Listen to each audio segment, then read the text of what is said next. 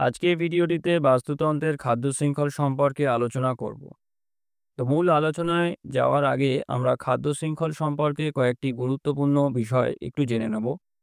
তো দেখো, প্রকৃতিতে একটি সুশৃঙ্খলিত নিয়মের মাধ্যমে খাদ্য ও শক্তি নিম্ন খাদ্য স্তর থেকে সর্বোচ্চ খাদ্য স্তরে পৌঁছে যায়। আর খাদ্যের মাধ্যমে উৎপাদক থেকে সর্বোচ্চ স্তরের খাদক পর্যন্ত বাস্তুতন্ত্রের সব ধরনের জীবই এমন একটি শৃঙ্খলে আবদ্ধ থাকে যার মাধ্যমে তারা পরস্পরের অস্তিত্ব বজায় রাখতে সক্ষম। অর্থাৎ বাস্তুতন্ত্রেতে এই যে খাদ্য ও শক্তির যে প্রবাহটা, এই প্রবাহটা ক্রমাগত এই উৎপাদক থেকে শুরু করে বিভিন্ন খাদক স্তর, মানে খাদ্য যে প্রাণী যারা রয়েছে সেই খাদক স্তরের মধ্য দিয়ে সর্বনিম্ন থেকে সর্বোচ্চ স্তরে পৌঁছায়। এবং এই পৌঁছানোর সময়তে এই বাস্তুতন্ত্রের অন্তর্গত প্রত্যেকটি জীবই একটা সুশৃঙ্খলে আবদ্ধ থাকে পরস্পরের সঙ্গে, এবং এই আবদ্ধ থাকে বলেই তারা কিন্তু তাদের যে অস্তিত্ব, সেই অস্তিত্বটা বজায় রাখতে সক্ষম হয়। আর শেষে যেটা বলছে দেখো, যে এই শৃঙ্খল এতটাই সুবিন্যস্ত যে উৎপাদকের অস্তিত্ব বিপন্ন হলে পর্যায়ক্রমে শৃঙ্খলাবদ্ধ সব প্রাণীরই জীবন বিপন্ন হতে বাধ্য। অর্থাৎ বাস্তুতন্ত্রের এই যে শৃঙ্খলটা, যে শৃঙ্খলের মাধ্যমে উৎপাদক থেকে শুরু করে বিভিন্ন খাদক প্রাণীরা একে অপরের সঙ্গে আবদ্ধ, এখানেতে যদি দেখা যায় যে উৎপাদকের অস্তিত্ব বিপন্ন হয়ে পড়েছে, অর্থাৎ উৎপাদক স্তরটি বা উৎপাদকরা নেই, তাহলে দেখা যাবে যে এই যে শৃঙ্খলে আবদ্ধ সকল প্রাণী, তাদের জীবনও কিন্তু আস্তে আস্তে বিপন্ন হবে, অর্থাৎ তারাও কিন্তু লুপ্ত হয়ে যাবে। আর এর থেকে তোমরা নিশ্চয়ই বুঝতে পারছো যে এই যে শৃঙ্খলটা, এটা কতটা গুরুত্বপূর্ণ এবং এটা কতটা সুবিন্যস্ত ভাবে কাজ করে যাচ্ছে, যার ফলেতে আমাদের প্রত্যেকেরই এই পৃথিবীতে সমস্ত জীব, উদ্ভিদ এবং প্রাণীর অস্তিত্ব টিকে আছে। তো এবারেতে আমরা বাস্তুতন্ত্রের যে খাদ্য শৃঙ্খলটা, তাকে কাকে বলে সেটা জানবো, অর্থাৎ খাদ্য শৃঙ্খলের সংজ্ঞা সম্পর্কে আলোচনা করব। তো খাদ্য শৃঙ্খলের সংজ্ঞায় যেটা বলা হয়, দেখো, যে বাস্তুতন্ত্রের যে পদ্ধতির মাধ্যমে খাদ্য শক্তি উৎপাদক থেকে শুরু করে ধারাবাহিকভাবে খাদ্য খাদক সম্পর্কের ভিত্তিতে বিভিন্ন জীব বা প্রাণীগোষ্ঠীর মধ্যে, অর্থাৎ সর্বনিম্ন পুষ্টি স্তর থেকে সর্বোচ্চ পুষ্টি স্তর পর্যন্ত স্থানান্তরিত বা প্রবাহিত হয়, সেই শৃঙ্খলিত ধারাবাহিক খাদ্য ও শক্তির স্থানান্তর বা প্রবাহকে খাদ্য শৃঙ্খল বলে। তো এটা হচ্ছে খাদ্য শৃঙ্খলের সংজ্ঞা। এবং এই যে সংজ্ঞাটি আছে, এই সংজ্ঞাটিকে আরো ভালোভাবে বোঝার জন্য আমরা এই ছবিটির সাহায্য নেব, যে ছবিটির মাধ্যমে খাদ্য শৃঙ্খল বাস্তুতন্ত্রে কিভাবে কাজ করে সেটা খুব সুন্দরভাবে দেখানো হয়েছে। তো দেখো, আমরা প্রত্যেকেই জানি যে বাস্তুতন্ত্রেতে সকল শক্তির উৎস হচ্ছে সূর্য।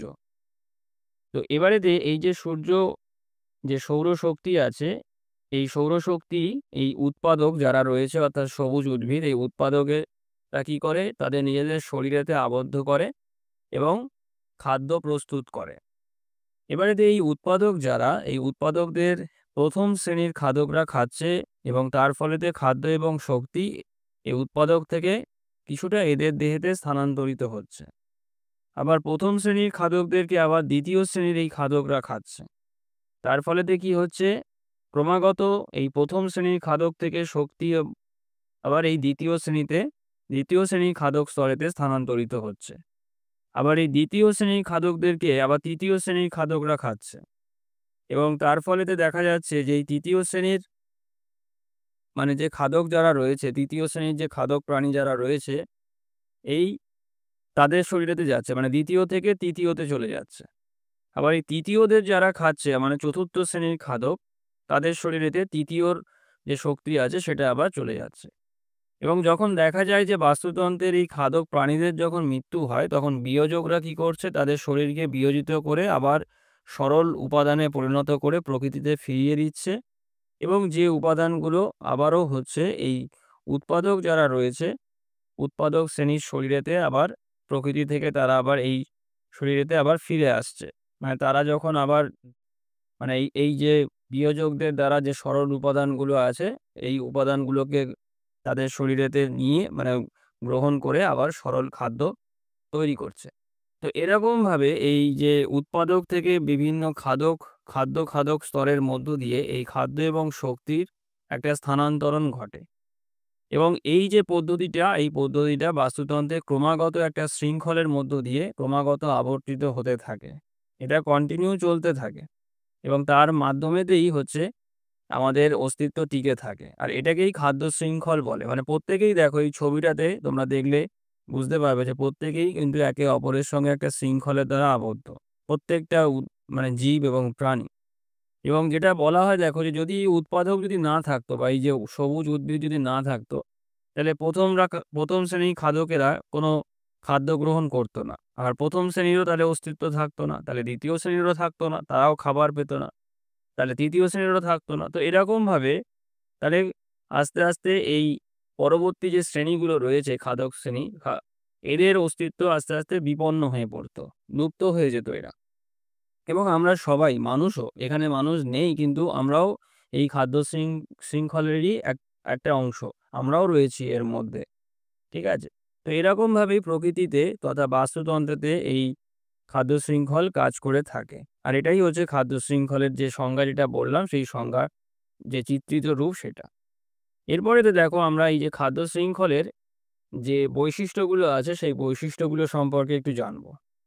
তো খাদ্য শৃঙ্খলের ১ম যে বৈশিষ্ট্য আছে দেখো যে বাস্তুক্ষেত্রে উদ্ভিদ বৈচিত্র্য ও প্রাণী বৈচিত্র্য যত বেশি, সেখানে খাদ্য শৃঙ্খলের জটিলতাও তত বেশি। মানে যত বেশি জীববৈচিত্র্য, যত বেশি উদ্ভিদ এবং প্রাণী থাকবে, তত সেইখানকার বাস্তুতন্ত্রের খাদ্য শৃঙ্খল তত জটিল হবে। যদিও আগের ছবিটাতে মানে খুবই সরলভাবেই খাদ্য শৃঙ্খলের ব্যাপারটা বোঝানো হয়েছে, কিন্তু বাস্তবেতে কোনো বাস্তুক্ষেত্রে খাদ্য শৃঙ্খল কিন্তু এতটাও সরল নয়, অত্যন্ত জটিল একটা প্রক্রিয়া। কিন্তু এই প্রক্রিয়াটা মানে ক্রমাগত কিন্তু ঘটে চলেছে। আচ্ছা, তারপরে দেখো যে খাদ্য শৃঙ্খলের মাধ্যমে উদ্ভিদ জগৎ থেকে প্রাণী জগতে শক্তি ও পুষ্টি পদার্থের একমুখী স্থানান্তরণ হতে থাকে। ক্রমাগত এই যে স্থানান্তরণটা শক্তি এবং পুষ্টি পদার্থে, এটা ক্রমাগত চলতে থাকে। এবার দেখো অধিকাংশ খাদ্য শৃঙ্খলে ৩ থেকে ৫টি স্তর বা পুষ্টি স্তর থাকে। তারপরে দেখো খাদ্য শৃঙ্খলের সর্বনিম্ন স্তর থেকে সর্বোচ্চ স্তর পর্যন্ত জীবের সংখ্যা ও শক্তি প্রবাহের পরিমাণ ক্রমশ কমতে থাকে। কারণ বাস্তুতন্ত্রের শক্তি প্রবাহতে সেটাই বলা হয় যে ক্রমাগত শক্তি যে পরিমাণটা নিম্ন স্তর থেকে মানে উৎপাদকের শরীর থেকে আস্তে, আস্তে যত খাদক প্রাণীর স্তরেতে মানে সর্বনিম্ন থেকে সর্বোচ্চ স্তরে যখন শক্তি প্রবাহিত হবে, তখন তত কমতে থাকবে। যত উপরের দিকে যাওয়া হবে মানে সর্বোচ্চ স্তর পর্যন্ত যত যাওয়া হবে, তত আস্তে, আস্তে শক্তির পরিমাণ ক্রমাগত কমতে থাকবে। আর খাদ্য শৃঙ্খলে যেকোনো একটি স্তরের বিলোপ ঘটলে সমগ্র বাস্তুতন্ত্রেরই অবলুপ্তি ঘটবে। যেটা আমি এই যে ছবি যেটা রয়েছে আমাদের এই ছবিটার মাধ্যমে তো যেটা বললাম যে দেখো এখানেতে যে উৎপাদক বা যে খাদক প্রাণী যারা রয়েছে, এই খাদক প্রাণীদের যদি কোনো একটা প্রাণী যদি মানে বিলুপ্ত হয়ে যায়, বিশেষ করে উৎপাদকরা যদি বিলুপ্ত হয়ে যায়, তাহলে কেউই কিন্তু মানে খাবার পাবে না। কারণ দেখো আমাদের পৃথিবীতে একমাত্র সবুজ গাছই আছে যারা তাদের নিজেদের শরীরেতে খাদ্য তৈরি করতে পারে। মানে সবুজই যারা। তো আমরা প্রাণীরা কিন্তু সম্পূর্ণরূপে এই সবুজ উদ্ভিদের ওপরেতেই নির্ভরশীল। কারণ এই সবুজ উদ্ভিদের থেকেই সমস্ত প্রাণীরা তাদের শরীরেতে এই খাদ্য এবং শক্তির প্রবাহটা হয়ে থাকে। ঠিক আছে? এবারেতে আমাদের মানুষের ক্ষেত্রেও ঠিক তাই হয় ব্যাপারটা যে আমরা মানুষের মধ্যে কি হয় যারা আমরা মাংসাশী, তারা ধরো কোনো প্রাণীর মাংস খাচ্ছি। কিন্তু সেই প্রাণীটাও দেখা যাচ্ছে যে কোনো উদ্ভিদকে খেয়ে বড় হচ্ছে কিংবা অন্য কোনো প্রাণীকে খেয়ে বড় হচ্ছে যে কিনা আবার সেই উদ্ভিদকে খাচ্ছে।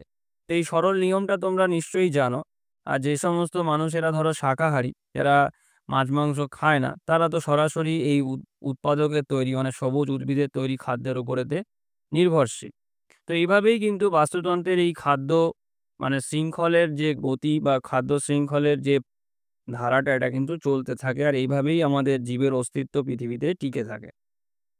এবার দেখো খাদ্য শৃঙ্খলের কতগুলো শ্রেণীবিভাগ আছে, কয়েকটি ভাগে খাদ্য শৃঙ্খল বিভক্ত। তো সেটা এবারে একটু আলোচনা করব। তো দেখো খাদ্য শৃঙ্খলের যে শ্রেণীবিভাগ, দেখো এই খাদ্য গ্রহণের ধরন অনুসারে আর খাদ্য খাদক সম্পর্কের ভিত্তিতে এই দুটো ভাবে খাদ্য শৃঙ্খলকে শ্রেণীবিভাগ করা হয়ে থাকে। তো প্রথমে আসি খাদ্য গ্রহণের এই যে ধরন, সেই ধরন অনুযায়ী খাদ্য শৃঙ্খল দু রকমের হয়ে থাকে। একটা হচ্ছে চারণভূমির খাদ্য শৃঙ্খল মানে গ্রেজিং ফুড চেন, আর একটা বিয়োজক খাদ্য শৃঙ্খল বা ডিট্রাইটাস ফুড চেন। তো আসি চারণভূমির যে খাদ্য শৃঙ্খল, এর কি বৈশিষ্ট্য দেখা যায় দেখো, যে এই ধরনের খাদ্য শৃঙ্খলে খাদ্য ও শক্তি সবুজ উদ্ভিদ থেকে তৃণভোজী প্রাণী হয়ে মাংসাশী প্রাণীতে প্রবাহিত হয়।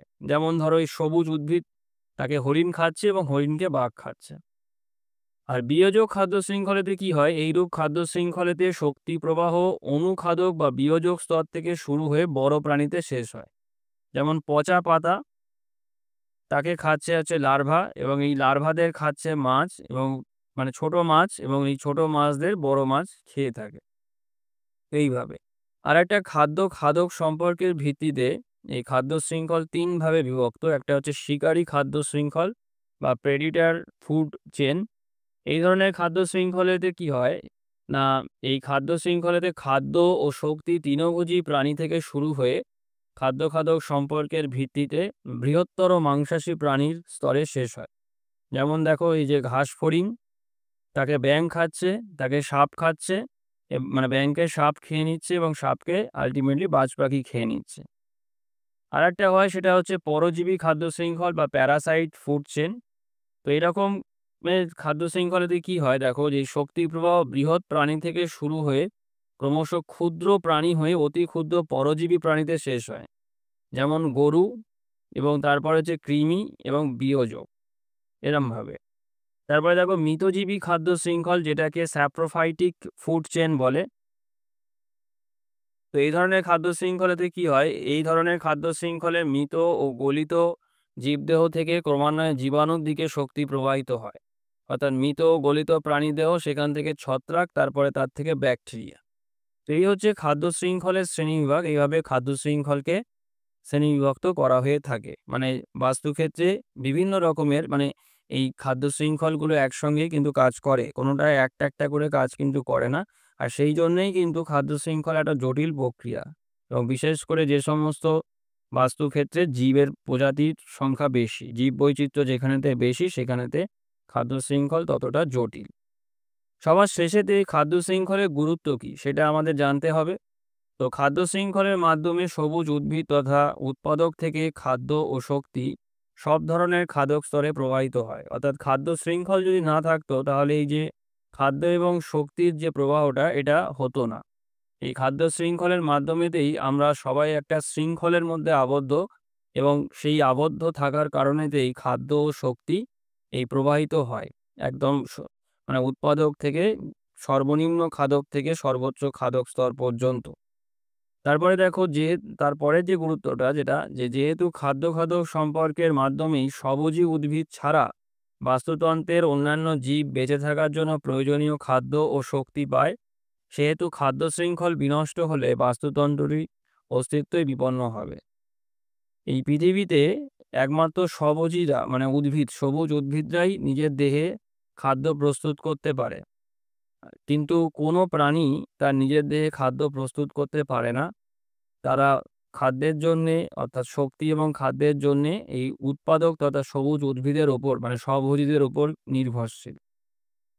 তো যে কারণেতে এই এই খাদ্য খাদক সম্পর্কের মাধ্যমেতে এই যে খাদ্য শৃঙ্খলটা তৈরি হয়েছে, তো এইখানেতে মানে ওই স্বভোজী উদ্ভিদ ছাড়া, যারা নিজেদের দেহে খাদ্য প্রস্তুত করতে পারে, তাদের ছাড়া অন্য সমস্ত জীব এবং প্রাণীদের বেঁচে থাকার প্রয়োজনীয় শক্তি এবং খাদ্য পেতে গেলে এই খাদ্য শৃঙ্খলের ওপরেই নির্ভর থাকতে হবে। সেই কারণেতেই বাস্তুতন্ত্রের খাদ্য শৃঙ্খল যদি বিনষ্ট হয়, তাহলে সমগ্র বাস্তুতন্ত্রটি বিপন্ন হয়ে পড়বে, তথা তার সঙ্গে সঙ্গে যে সমস্ত প্রাণীরা, তাদেরও অস্তিত্ব বিপন্ন হয়ে পড়বে। এই হচ্ছে খাদ্য শৃঙ্খলের আলোচনা। আশা করি আজকের আলোচনার মাধ্যমেতে তোমাদেরকে খাদ্য শৃঙ্খলের ব্যাপারটি বোঝাতে পেরেছি। তো ভিডিওটি আমি এখানেতেই শেষ করলাম। সবাই ভালো থেকো। Thank you.